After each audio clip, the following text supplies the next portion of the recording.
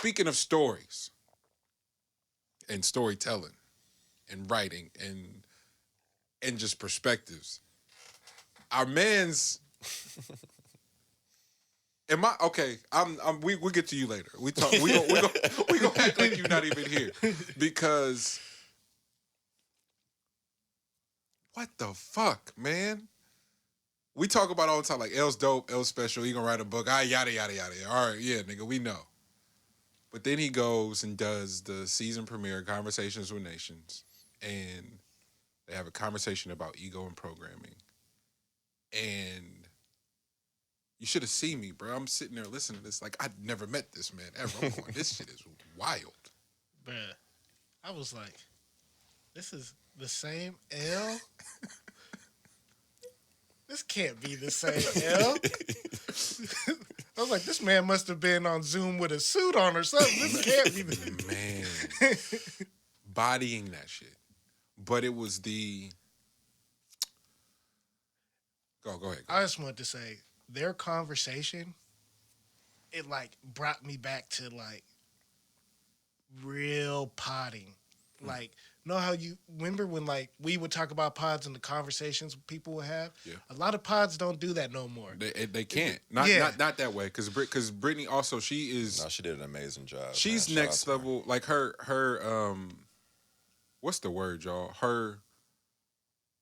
It's not a traditional intelligence. Like she's smart as shit, but it's not a stale sort of smart. It's an intelligence that's tapped in. So it drives the conversation in a way that you don't even realize what's happening. Yeah.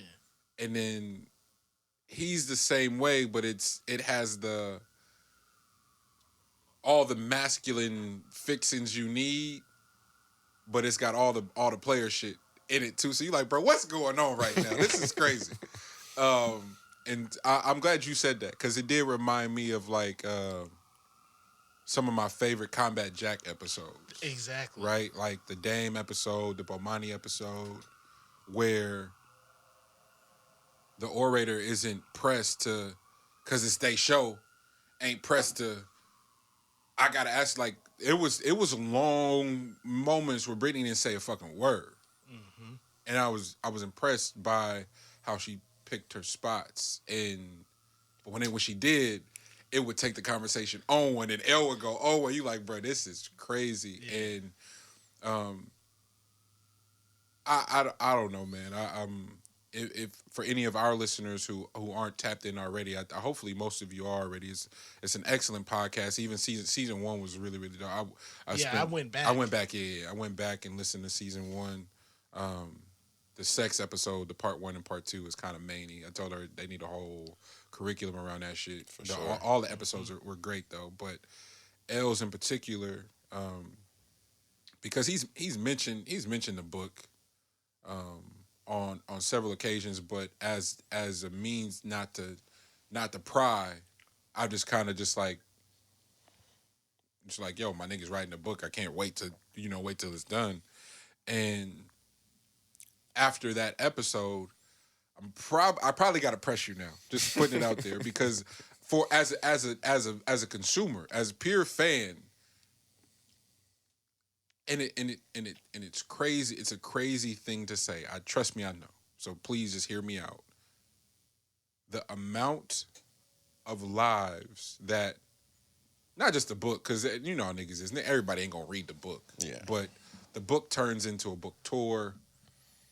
Turns into interviews and speaking and conversations, and you getting to go be visible and be in certain arenas, and then bruh, information is information, but let's not get it twisted that people, but specifically black men, have a hard time taking it could be the answers to life. Mm-hmm. And depending on who's telling them, they gonna go, yeah, I'm good. I'm good. For sure. And I told, shout out Reed, I told Reed this same thing. Information coming from people that look like you, G, is fail-proof for the niggas who need it. Mm-hmm. because they're always gonna have this out of like I don't really who was it? The Wall Street Trapper was on Breakfast Club Friday. Yeah. An excellent episode, and that's all Bruh kept saying. He's like, yeah, nigga, I pull up in my hoodie like this just so niggas don't completely shut me off because I was one of them niggas that, depending on what the person looked like, shut them off. And I'm sorry, as an educator and a person that's trying to reach somebody, we can't stop acting like the optics aren't a thing. Mm-hmm. The physical makeup of the person delivering the information isn't a thing. Just so happens, this nigga happens to have it all in one. So we would be absolute fools to go against that in any regard. And so I kept thinking all week about the amount of lives that could be altered and shaped. Not could be, that will be once his vision is complete. Because I don't even know if it's just a book or what it is, G. But I had to come in here and tell you that, bro. Like, thank you. And we text for a minute after, and then even what this nigga said after was so cold, I didn't respond. I was like, all right, fam. You right, nigga, I know. You got it, bro. You got it, man. But it was fuck, I hope I'm not missing everything that got me. There was the transparency that needs to be had with leadership. I thought was probably the most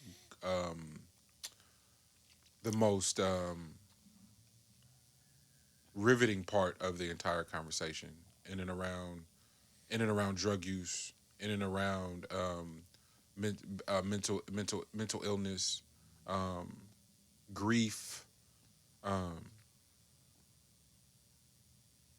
Those are all very, very, very rich components of the conversation. And obviously, the more secular parts of the conversation that drive it and keep people on the edge of the seat because it's controversy. Mm-hmm. But you know what? The part that got me the most was your choice of words for stuff. Yeah, it's like, God damn, this nigga's good. He's real good. He's good. That boy good. That boy good. That's what I kept thinking. It's like, and it wasn't long pauses. It wasn't no stutters. He's thought about this shit because the words he was using was like, "This nigga's good, man. This nigga's good."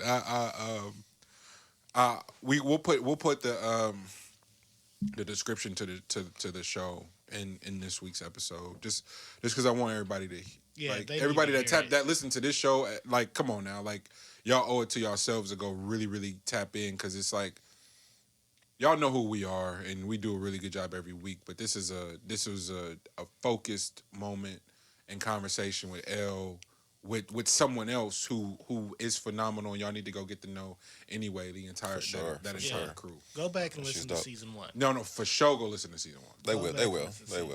It's That's right. You're not gonna have no choice. It's dope content. I told her that, and that was like that really.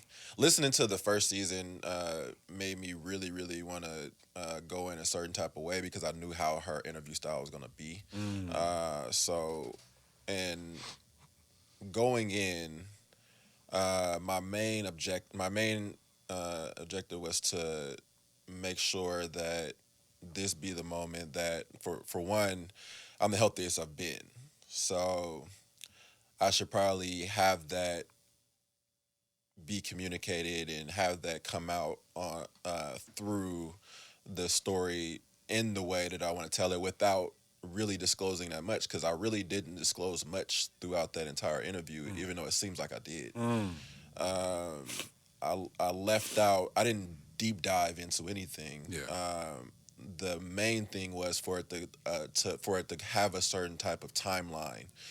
That's why I started out when I was very young, because I needed to get across how a young black male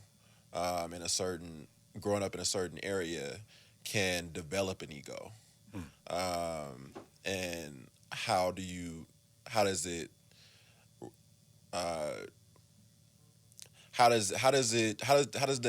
head of the ego come out from time to time? Like, how does it peek out? In what ways does it show itself? What type of road do you end up going on? How how many situations did it put you in, and then from there just going on just like the differences, because it's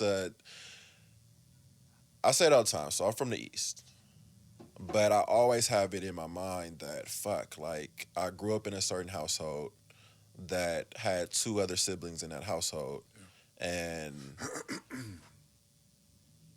I only went to school in East Oakland for elementary. After that, because I had a certain talent, I was in the best of schools, in the best, in not so much the best of locations, at least not for middle school, but it still was in a better location than what the group was that I started off with. Yeah. So the trajectory change, the trajectory shift is different, and that's even something that takes place in my household. So even later on, I have to deal with the fact that, oh shit, I had so many fucking opportunities that even my own siblings did not. Damn. You know, so it's something that's prevalent, and I don't have one of my siblings anymore, and that ate at me when I was in school. Like that was one of the things that ate at me when I was in college, was just that the amount of things I was hearing about, because I still have my ear to the streets, but the amount of things I was hearing, and it was like, fuck, I see myself in a different light, like a different timeline, because that could have been me, if it wasn't for a talent. So it fucked me up being in school to not be still overseeing a household from afar. So that's why I left Gonzaga. Like I had a fucking conversation with the coach, that Mark Few, and I was like, I gotta get back. And he told me this is the first time I realized that he was a real one. He looked me in my eyes and said, "What are you gonna do? What do you think that you can do? What do you think that you can do that is better than what you're doing for your family right now?" And me being young and ego driven, and thinking that I had more control than I did, I said, I'll figure it out when I get there, and I'm gonna do it. And it was the realest, most immature moment I've had, and it's just shit that, but I'm not gonna get too deep into all that stuff, but it's just like shout out to Brittany for the amazing conversation. We went on for way longer after that. Like that thing is like, we probably talked for like fucking almost fucking 3.5 hours or so. But and the shit that was after the fact, it was probably crazy that it was actually on the actual recording. So like there's a lot of information, but she's dope, and that was a great conversation. So shout out to her for the opportunity to coming up with the topic, and then thinking of me in that space. And then after that, it was just me being as honest as possible. I told her before we got on that, hey, I'm going to take this one on one. And the way that her style is that she doesn't always disclose like who it is. They're going to change it up for the second season, of course, but doesn't always disclose who the individual is out of so that the conversations can stay anonymous, so they can be more open with talking. But me not being an outside anyway, and not thinking, not tripping off of what people think. I was like, I'm going to go on one, and you can disclose everything about me in particular, because I'm not hiding from it. You know what I mean? So that's how that's how that conversation was able to reach the heights that it was reaching. Was just that there was no holds barred, and I was willing to share more than even what the topic was. So that shit was dope. So did you have stuff from it? We covered a lot of it. I just want people to go listen to it. And check out that podcast.